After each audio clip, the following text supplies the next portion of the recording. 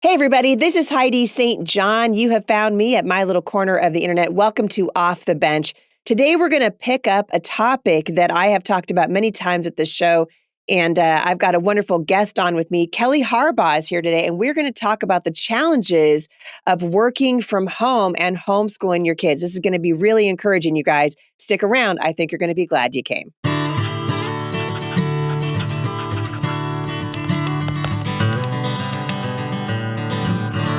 All right, you guys, so before we get started, I want to remind you that we have a continuing and growing community over at Mom Strong International. If you guys are interested in knowing the Bible more, this is something else I'm going to talk to Kelly about.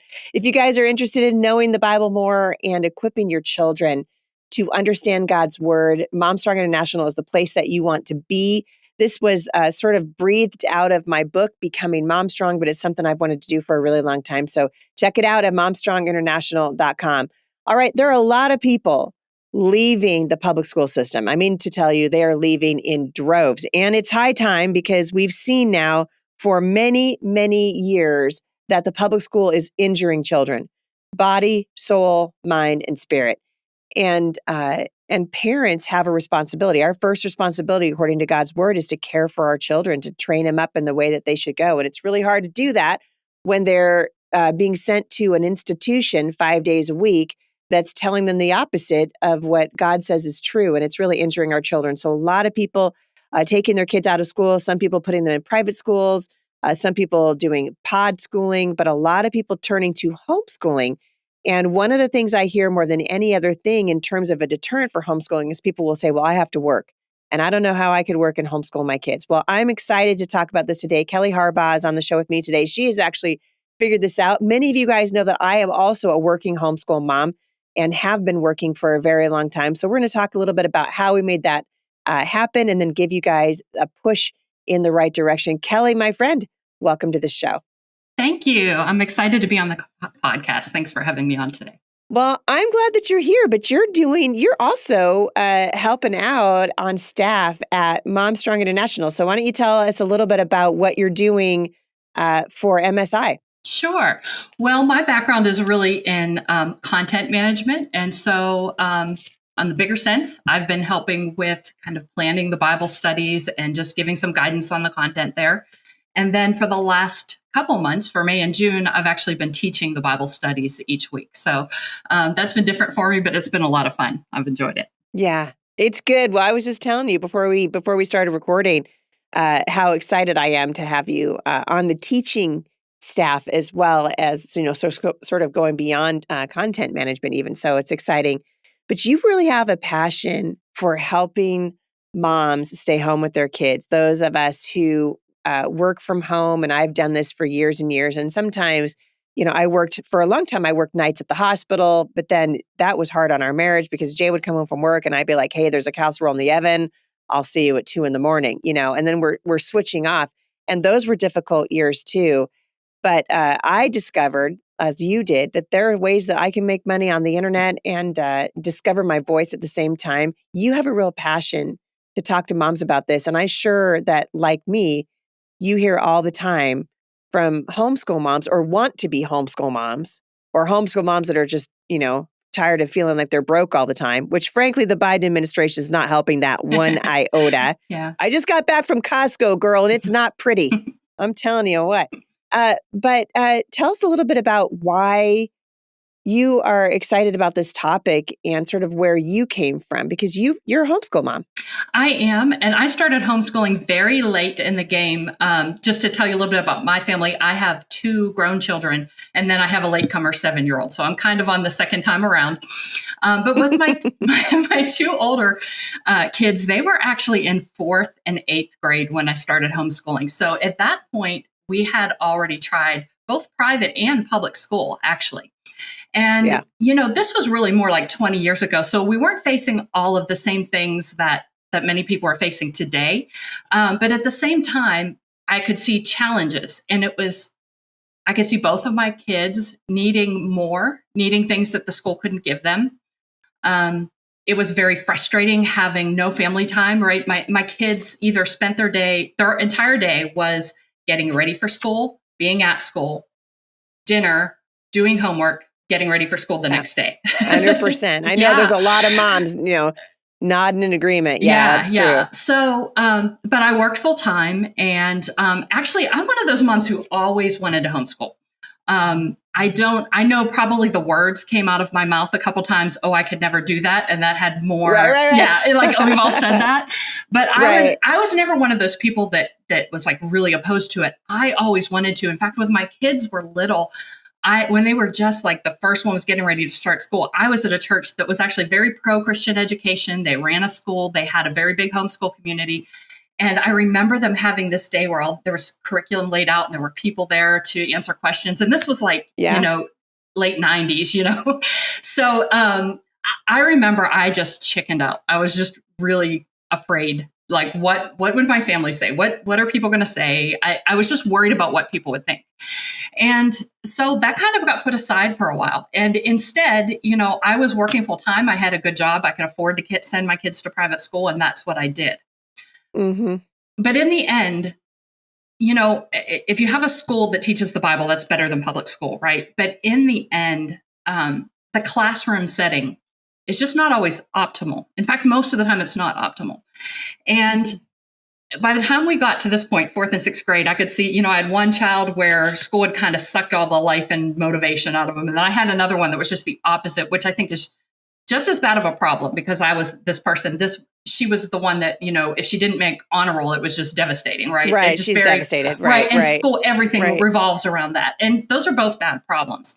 And so there were a couple different challenges there that I just knew. I knew that they needed. I really wanted to homeschool. And at this point, I had really been thinking about it for a couple of years.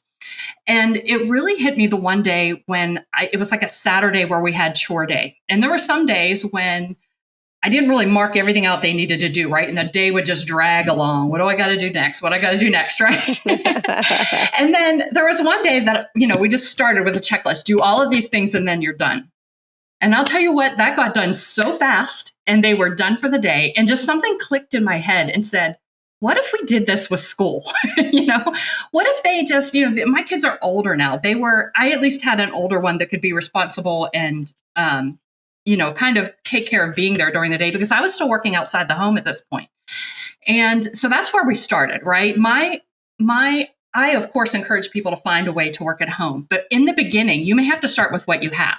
And I actually worked outside the home and homeschooled for 2 years before I was able to, I went back to school. I got my master's degree in writing and started freelancing. But I was like going to an office, 9 to 5, 8 to 5 in a cubicle every day. And how old were your kids when this was happening? Yeah, my kids were, they were 4th and 8th grade. So I can't remember the ages around there, but so we had neighbors that were around. That's not always like the best thing for everybody, right? Yeah. But there are so many people that say, I work outside the home, so there's absolutely no way. Yeah. And what you're saying is, no, there is a way. Well, yeah, I've seen. So first of all, with us, whenever my oldest wasn't there, there was another mom who was she was a CPA, and she had her office, basically built her office right outside her house. So she homeschooled and her daughter was like right there. And so she helped me out on the days that my oldest couldn't be there because of an activity, and helped watch my younger one. And we were both in the same umbrella school. So we would trade off taking both the girls to field trips. Her parents on standardized test day, back then when we still did standardized testing in Tennessee, her parents took both girls for us. So we found different ways to make it work. And I know other moms who do this more on a full-time basis, where they either have family, or a big one is high schoolers who homeschool. Mm-hmm. You probably can't get one high schooler, if it's full-time, you probably can't get one high schooler who has the time to do it full-time, right? But if you have 2 or 3 that can trade off that responsibility, homeschoolers who high school have a great flexibility in their schedule, right? And they understand homeschooling. So that's another option out there. I've seen homeschool families help each other out, just like this woman and I did, where, she was at home and she took my child whenever I needed it. So I've seen all kinds of different ways. I knew a legal assistant who, she had a middle schooler at home, and they let her keep Skype on all day, and she was virtually working side by side with her student all day, so where there's a will, there's a way, right? Like you always say, You can find a way. Childcare is the hardest thing, right? But once you find a way to work that out, if you unbundle school and childcare, then it's not as hard as you think, because you really have two objectives, right? Childcare and time. And so the first thing is childcare, and we've just talked a little bit about that. But there's another thing that gets me a little here when people talk about childcare, because a lot of times what they're really saying, and I've been in this position, so I'm not judging it, but what they're really saying is, I can't afford to give up public school because that's who's watching my kids during the day. And I realize that's a very real problem, but I think we also have to admit that we have gotten in that position, then we have become dependent on a government program. I mean, that's really what it is. I think as Christians, as conservatives, we're really quick to point out other ways people become dependent on government things, and that keeps them from, having the freedom to do things. But I think that we turned a blind eye to that when it comes to public school. And so I think that I realize that some people, that's going to take it's going to take a long time to figure out. But I think it can be figured out. And I think, it might be that maybe you have to change the job or the type of job you're doing to be able to work that out. I was in a sales job. I was making a good bit of money when I started homeschooling. I took more of a at a desk, took a bit of a pay cut, right? And, took more of a rote accounting type job for a couple of years while I worked on that degree to be able to, come home and freelance. So I'm definitely not, working homeschooler is not about, it's not about you can have it all. This isn't like the feminist, you got to, protect your career, And it's kind of a lie.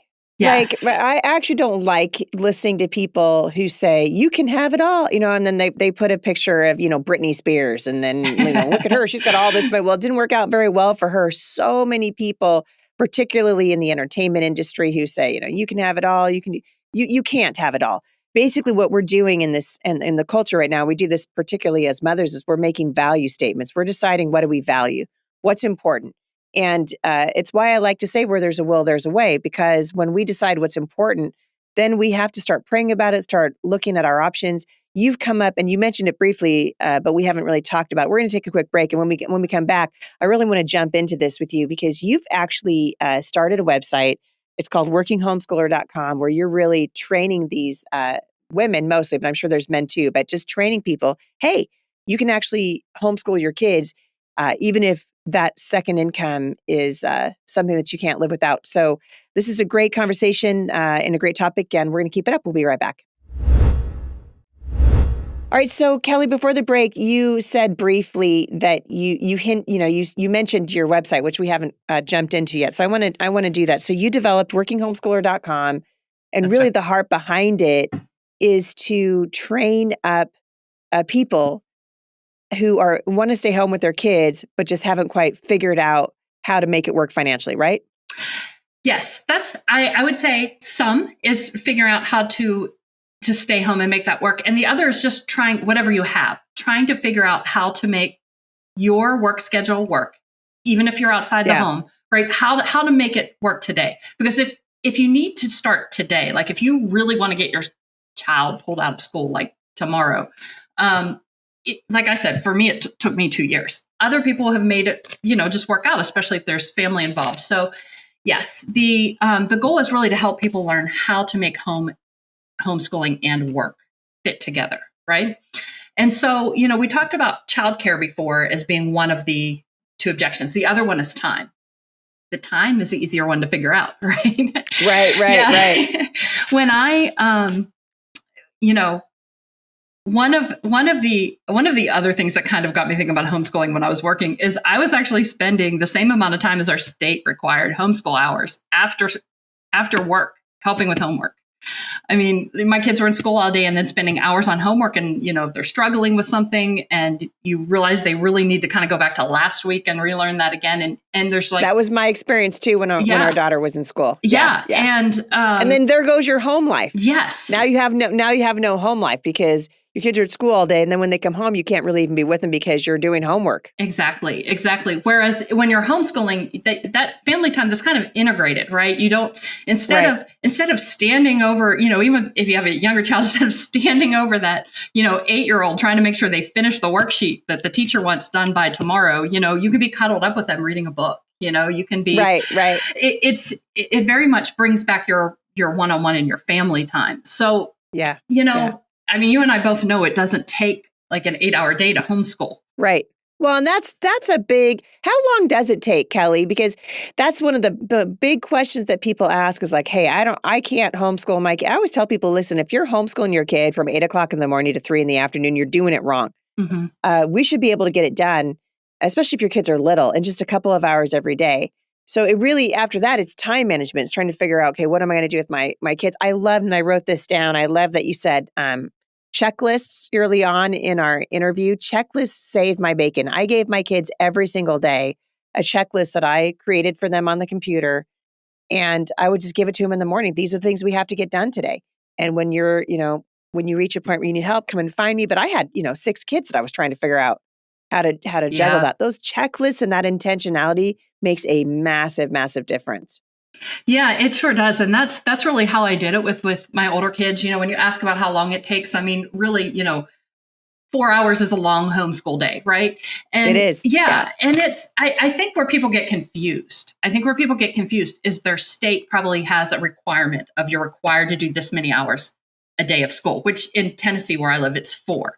But that doesn't mean you're sitting down making them do like clerical work for 4 hours a day. Right. Seat work. Yes. Yeah. I mean, the time that they're reading, the time that, with the little kids, this kind of works different with younger and older, right? With the little kids, you can be playing games together. You can be reading together. You can be watching some things together. You're going to have some traditional work, right? Most people do, but it's not 4 hours of, like traditional schoolwork, sitting at a seat and sitting at a desk. So I always say there's like a sliding scale. With my older ones, I had the advantage that they could do a lot during the day. They had their checklists and I could come home and go over it. I actually used a curriculum that had an audio track for dads that was meant for them to listen to on their drive home every day so they would know what to discuss about that week. And so I would listen to that at work. And so that would help me to be all prepared whenever I got home. So that was really helpful. But they were really doing most of their work during the day. In the evenings, I would be looking over what they did, going over, with them, maybe some things that, they needed to be prepared for the next day. But the other thing was we could combine things. We used a curriculum where you could combine ages. So there was a lot of work that my 2 kids could do together. They might be reading on different levels, but they're studying the same time period in history. Everybody wants to know what you were using. Yeah, okay. Everybody wants to know. I was using Tapestry of Grace. There is a lot of, I still use it. There are a lot of great curriculums out there. That happens to be one. Their homeschool curriculum tends to be, most of them, geared towards teaching to multiple ages and trying to combine subjects and things like that. And that's another advantage, right? Because another thing people think is, especially if I have 2 kids, how am I going to do this school with this child and this school with this child? But actually a lot of it can be combined. They're both reading about Egypt, but the little one's reading about pyramids and the older one's, reading about more in-depth stuff. Is this the same one that came with the soundtrack for Dad? Yes, it is. That is crazy. I didn't know that about Tapestry. It's called Pop Quiz for dads. And it was one of my favorite things because I just listened to it at work, and I would, like, on my lunch break, I'd sit down and start drawing out a timeline and just be listening to it. So it really helped me to multitask.